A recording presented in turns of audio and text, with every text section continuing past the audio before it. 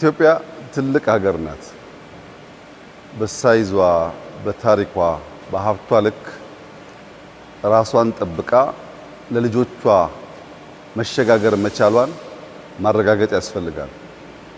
ከዚህ ቀደም ኢትዮጵያ ውስጥ በተወሰነ ደረጃ ጥይት መሳሪያ የማምረት ሙከራዎች ነበሩ። እንደዚህ አይነት ስትራቴጂክ አቅሞች ኢትዮጵያ ካልገነባች በሆነ ጊዜ ማንም መጥቶ በቀላሉ ጥቃት ሊፈጽምባት ይችላል የሚል ግምገማ ነበረ። 2014 ጥይት እንገዛ ነበር። 2015 ነው ፋብሪካውን መትከል የጀመርነው። አሁን ዛሬ እንዳያችሁት ዛሬ ኢትዮጵያ ክላሽ፣ ብሬን፣ ስናይፐር፣ ዲሽቃ፣ ታንክ ሁሉም አይነት መድፎች ለራሷ ሳይሆን ለገበያ በቂ የሆነ የማምረቻ አቅም በጣም ዘመናዊ ሮቦቲክስ የትራዲሽናሉ ሳይሆን በሰዓት በጣም ከፍተኛ የማምረት አቅም ያለው ፋብሪካ ገንብታለች። ዘሆል ግቢው ካፓሲቲው ኢትዮጵያን ይመጥናል። ኢትዮጵያ እንደዚህ አይነት አቅም ሲኖራት ማየት በጣም ደስ ይላል። ክላሽ እናመርታለን፣ ስናይፐር እናመርታለን።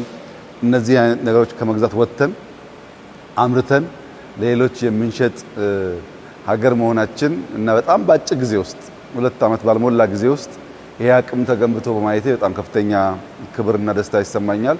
እኔ ወታደር ነኝ፣ ይገባኛል። በውትድርና አካባቢ የሚጎሉ ነገሮች በኦፕሬሽን ጊዜ እንዴት አስቸጋሪ እንደሆኑ እረዳለሁ እና አሁን ኢትዮጵያ ስጋት የለባትም። ጭንቅላት ያላቸው ልጆች አሏት። ጀግና ወታደሮች አሏት። ከግብአት አንጻር የነበረባትን ውስንነት ከሞላ ጎደል ፈታለች። ልብስ እና ምርት ሳይሆን ኢምፖርት እናደርግ ነበር። ለወታደሩ ጫማ ኢምፖርት እናደርግ ነበር። ጥይት ኢምፖርት እናደርግ ነበር። ክላሽ፣ ስናይፐር ኢምፖርት እናደርግ ነበር። አሁን በሀገር ደረጃ ብቻ ሳይሆን መከላከያ ልብሱን ያመርታል። ጫማ አምርቶ የሚያንሰውን ከሎካል ኢንዱስትሪዎች ይቀበላል። ጥይት ቅድም እንደሰማችሁት በጣም በርካታ ሀገር ኮንትራት ኦልሬዲ ፈጽመናል። በዚህ 3 ወር ብቻ ከ30 ሚሊዮን ያላነሰ ዶላር ሽያጭ ሽጠናል እና ማምረት መሸጥ ስለቻል አሁን ኢትዮጵያን የማጽናት ኢትዮጵያን የማስቀጠል ለልጆቻችን በአማረና በተሻለ ደረጃ የማስረከቡ ነገር በጣም መስመር እየያዘ በሁሉም መስክ እመርታዎቹ እየታዩ የተጨበጡ መጥተዋል።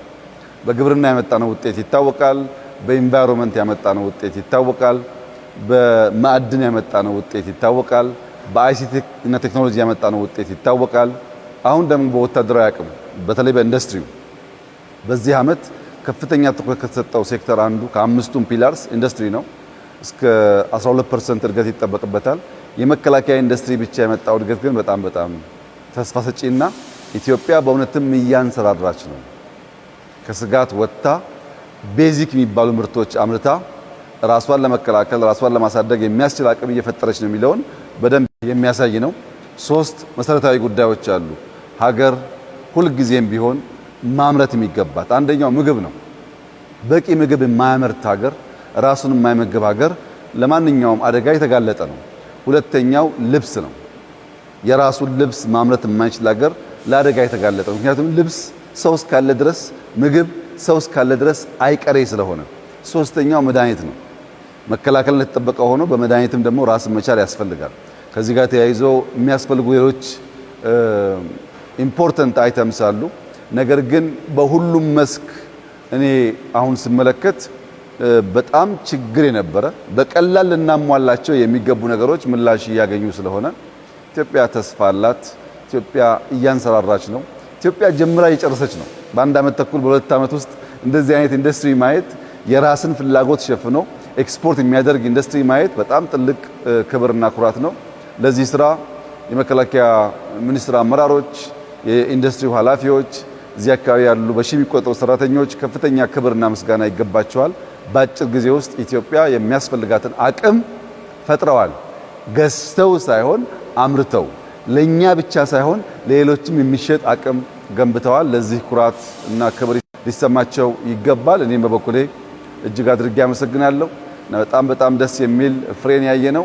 በርቱ፣ ይቀጥል፣ እንዳይቆም ነው መልእክቴ። ይሄ በጣም ጥሩ ስራ ነው።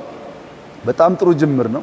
ግን በዚህ መቆም የለበትም። ኢትዮጵያ ከዚህ በላይ ስለሚገባት ሞር እርካታ ሳይሆን ሞር መጠማት፣ በቃ ሳይሆን ሞር መፈለግ በውስጣቸው እንዲተከል፣ እንዲመራመሩ፣ እንዲያመርቱ፣ እንዲሰሩ አደራ ማለት እፈልጋለሁ።